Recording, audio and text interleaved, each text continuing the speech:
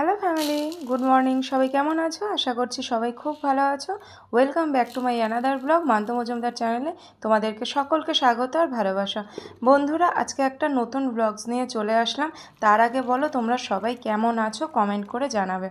আজকে তোমাদের সাথে মুসুর ডালের একটা রেসিপি তোমাদের সাথে শেয়ার করব। আর যে রেসিপিটা শেয়ার করব সেটা করার জন্য সবার আগে আমার দরকার মুসুর ডালটাকে খুব ভালো করে জলে ধুয়ে তারপরে মুসুর ডালটাকে জলের মধ্যে ভিজিয়ে রাখা। কারণ মুসুর ডালটা আমাকে কিন্তু পরে পেস্ট করতে হবে, সেই কারণে মুসুর ডালটা কিন্তু জলের মধ্যে ভিজিয়ে রাখতে হবে। আর এখানে দেখো মুসুর ডালটা মানে একটু মোটা দানার যে মুসুর ডাল সেটা আমি নিয়েছি।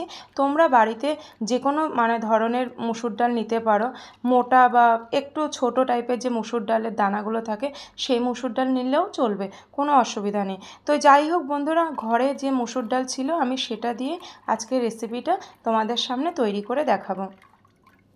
তো দেখো বন্ধুরা, এখানে আমি মুসুর ডালটা না 2-3 বার ভালো করে ধুয়ে নিচ্ছি, কারণ মুসুর ডালটা অনেক দিন ধরেই ঘরে ছিল।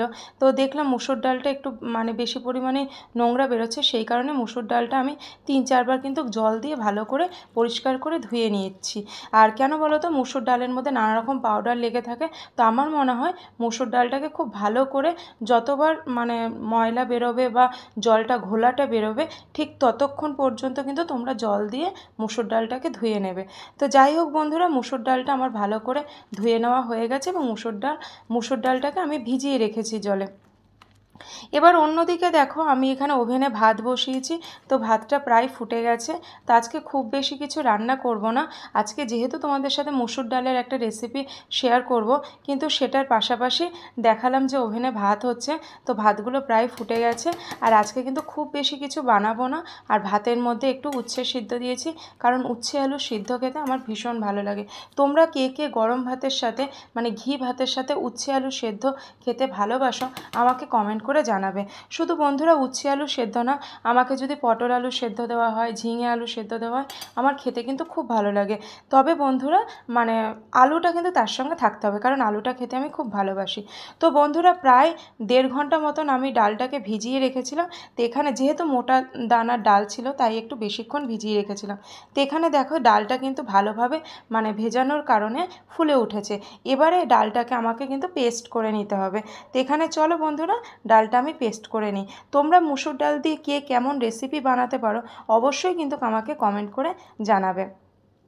আর আজকের এই ব্লগসটা তোমাদের কেমন লাগছে সেটাও কমেন্ট করে জানাবে।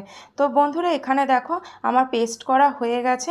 এই যে আমি মিক্সিটা নামিয়ে নিয়েছি, তো পেস্ট করা হয়ে গেছে।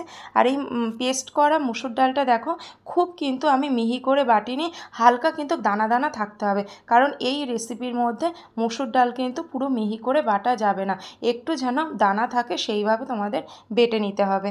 তো যাই হোক বন্ধুরা, আজকের ব্লগসটা তোমাদের কেমন লাগলো কমেন্ট করে জানাবে। তো আজকে আমি রেসিপিটা তোমাদের সাথে শেয়ার করছি না, কারণ ব্লগসটা একটু বড় হয়ে গেছে।